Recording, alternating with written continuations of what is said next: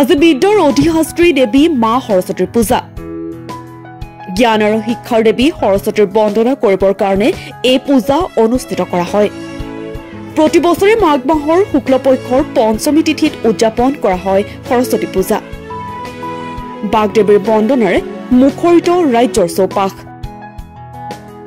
দেশৰ কোনখন শেষ গাঁৱত অধিষ্ঠাত্ৰী দেৱী মা সৰস্বতীৰ জন্ম হৈছিল?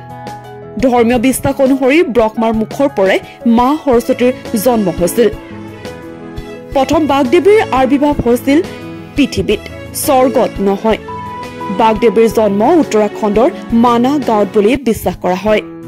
উত্তৰাখণ্ডৰ জোখীমাথৰ পৰা 50 কিলোমিটাৰ নিলগত অৱস্থিত মানা গাঁও এইখনে ভাৰতৰ শেষ গাঁও।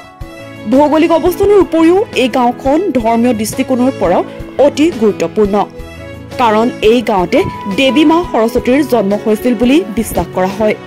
পৌৰাণিক কাহিনী অনুসৰি সৃষ্টিৰ আৰম্ভণিতে এই গাঁৱতে ব্ৰহ্মাৰ মুখৰ পৰা বাগদেৱীৰ আবিৰ্ভাৱ হৈছিল।